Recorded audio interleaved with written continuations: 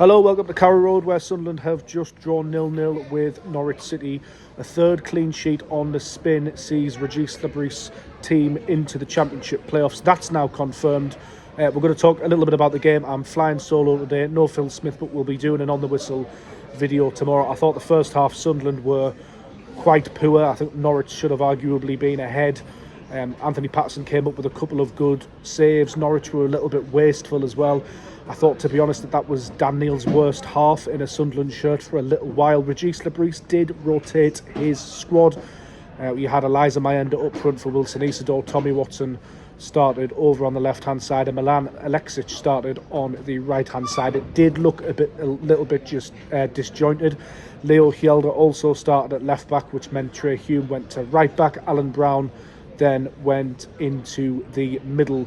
A lot of people asking about Joe Bellingham. We've been told that it's a minor injury, but just a little bit of a precaution.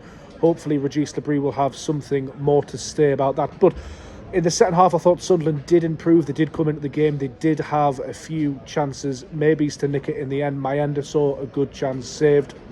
Sunderland opted to bring on Wilson Isidore, Enzo Lefebvre and Patrick Roberts in the second half, and that sort of bomb squad really did help Sunderland get the ball moving. I thought Enzo Lefebvre, his cameo was very impressive. He came on in the middle of the park and he was a joy to watch at times. I'm really excited to see how Enzo Lefebvre gets on when he starts to play regular minutes from the start in the centre of midfield for Sunderland. But yeah, there's not really much more to say about it. It was a game of two halves in the sense that Sunderland was so poor in the first half, but in the second half they really did improve. Arguably should have nicked it in the end. I have to say Chris Mepham was absolutely superb. Sunderland's best player on the night by a distance. There was a couple of interventions, one in the second half, just absolute quality, a couple of really crucial blocks as well, first and second half. The first half he cleared one off the line which looked like it was going in. The second half he took one straight to the head, which could well have flew into the back of the net if it wasn't for Chris Mepham. So he was absolutely the standout performer today, Sunderland's best player. But now Sunderland's playoff position is secured.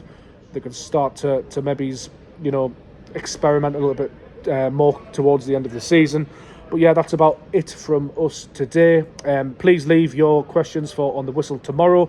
We'll also have a podcast as well, and then it's Swansea City at home on Saturday. My name has been James Copley, and thank you very much for watching.